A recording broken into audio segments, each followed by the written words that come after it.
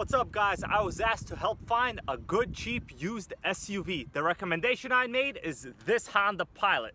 Now, in fact, these are pretty common vehicles. You see them all over the road, but you don't really take a second look at them. Why? Because they just blend in. There's so many of them, and guess what? There's a reason why. I am at an undisclosed location for filming. I can't tell you where because, guys, this is a Honda, highly stolen. There's a reason why these things sell for big bucks and a reason why they don't depreciate. There's a lot of competition in this full-size segment, but I gotta say, the Honda Pilot, especially the second generation, which is a 2009 to 2015 body style, probably takes the cake. Right now is the time to buy one of these. These are really good cars. They're based on the Honda Accord platform. They feature a 3.5 liter V6, very similar to a basic Honda Odyssey, but you have four-wheel drive, and this thing is good looking. You cannot deny this is a good looking SUV when you see it. The owner actually wound up buying this car. Right now, let's go to the lot. I'm gonna take a look at it. The Carfax is good. Motorcycles, man. Motorcycles constantly pissing.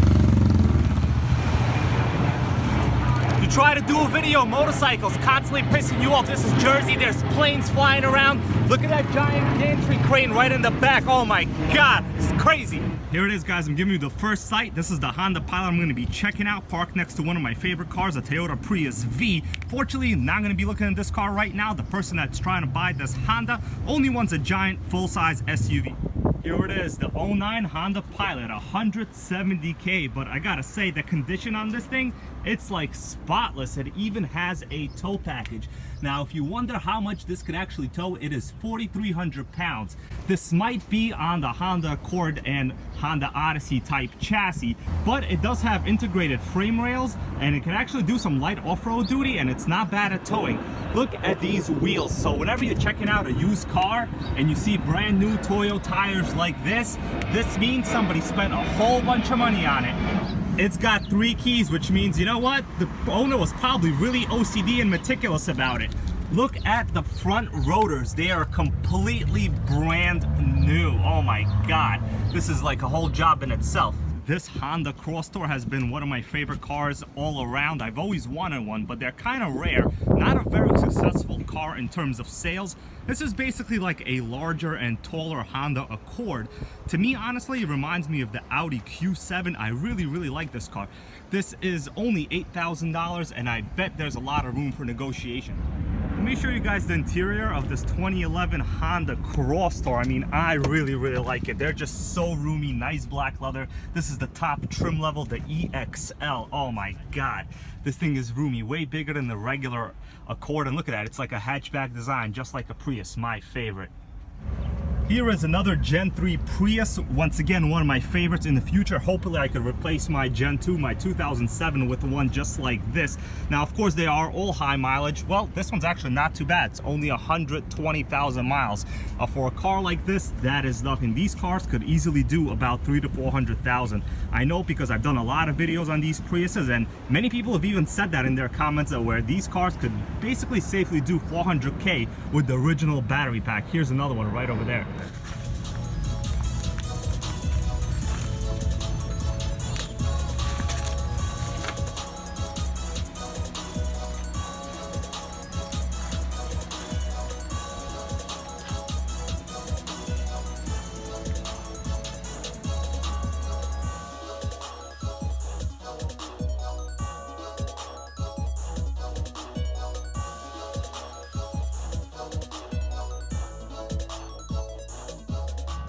Now, obviously, there's no better way to tell or get an impression of a car than to take it on a test drive.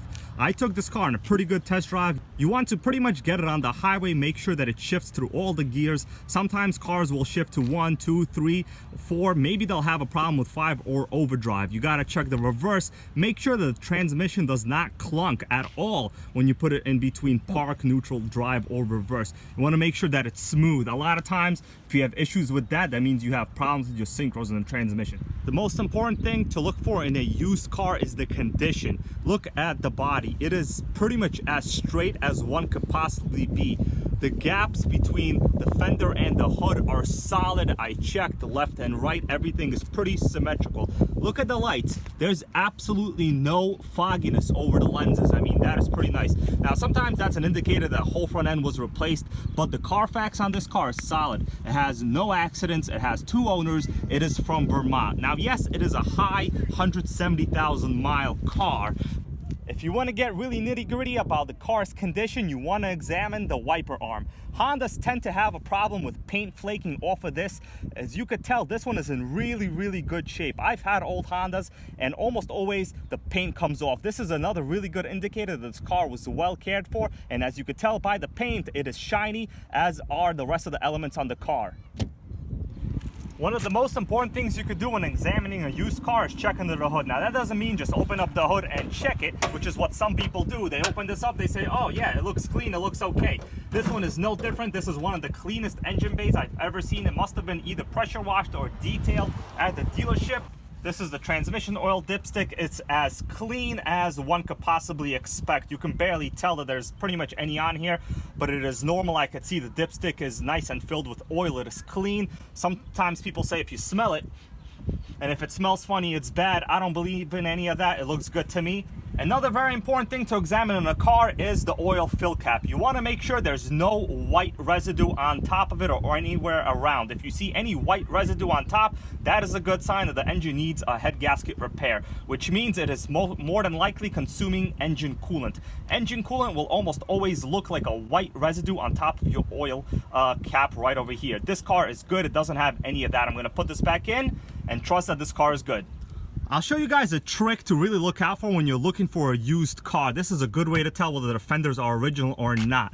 You see the inside of this? This should not be glossy. Now, this doesn't really get picked up that well on the camera right here, but this should have kind of a matte-like finish. So when cars are sprayed at the factory, the interior parts here that are not outside do not have clear coat. You could definitely see a difference right over here with my finger with the clear coat and inside of this fender right over here. This is a good indicator this is an original fender. Now, a lot of times when cars are either repainted or the fenders are not original, you will have paint on the inside here that will be shiny. So really good indicator that this is all original. Obviously, you want to check all your welds. You see these little spot welds right over here? Very good indicator. Obviously, this is how these things are welded at the factory. You don't want anything to be crooked here. That is a good indicator that the car is not original.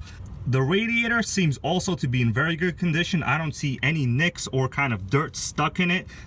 Everyone talks about examining the undercarriage for leaks, so here it is, guys. The bottom is absolutely dry. I mean, this is some of the best looking, undercarriage underside of a car I have probably seen. It only has a very small amount of, kind of like surface rust, but I don't see any kind of precipitation on the seals. The transmission areas look okay. The four-wheel drive system looks good. I don't see any major rust areas on this car at all. It's a good sign this car was probably stored in a garage and probably washed regularly. I'm going to start the car. Just listen to how quietly this car starts. It is just incredible.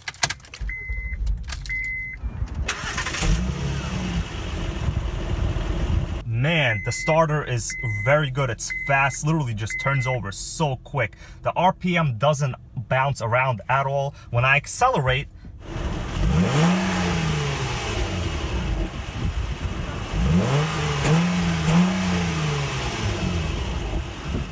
there's no weird spots. That's a good indicator that obviously there is no misfire. If you accelerate and there's some kind of weird vibration coming from the pedal or the engine, obviously you will notice. That is a good sign that something's going on with the car. It could be air related. It could be some kind of fuel system issue. It could be some kind of an emission issue. But either way, it's gonna be expensive for sure. This car is on right now. You could tell that it does have pretty high miles, 170, but you know what? It's not bad. The interior condition is actually really solid. All the interior door trim panels are good. Normally, the steering wheel would have already been extremely worn by now, but this one is basically like new. Chances are probably had a steering wheel cover on here, and if you're watching this video, I want to say thanks. Here's a thumbs up. Either way, let's check the diagnostic system. You always want to connect your OBD2 scanner to this thing, so let's check it. I'm going to run the diagnostics right over here. I already did this before. I'm just doing it separately here for you guys. Okay, so there are two control modules. We have to check them both separately. Let's see right here. We're gonna read codes, stored codes. There are no codes, which is good. Let's now press OK, and we'll check if there are any pending codes. No codes stored in this module. Okay, now let's go back to the second module. We'll check that one too. Read codes, stored codes, no codes. Very good. Let's go back to the pending codes. No pending codes. The reason you have to also check whether there are pending codes is because sometimes when the battery is disconnected or the dealership wants to hide some kind of an issue with the OBD2 system, they will simply just disconnect the battery, and actually the car will seem to be okay for a certain amount of miles until the code does come back. But you always got to check whether they're stored or pending codes with a good OBD2 scanner like this. They do make much better ones, of course. This is just like the $15 to $20 version, but hey, it does the job. It checked the car, and now we are good to go. Here is the Carfax of this car. It is as good as possible. You see on top, no accidents, no damage, 2 previous owners, 10 service history records, personal vehicle, just obviously the high miles, and it's from Vermont. I mean, this is probably as good as you want, especially living in New York City. You don't want to have a car from another city. Let's check out some of the service history records. Hopefully it was serviced at Honda. Moorhead Honda, blah, blah, blah. There's another Moorhead Honda right over here. So yeah, this car was pretty much serviced pretty regularly at a Honda dealership. Really good. This kind of stuff is what you want to look for. Another nice touch is the original Honda owner's manual. Let's open it up. It looks to be in really good condition. The first thing here is your radio ID card. So in case the radio is disconnected, you're going to have to put in this code. Let me not show you the code, guys. I don't want you stealing this car. This is New York City, you know, and this is a Honda. That's how it works over here.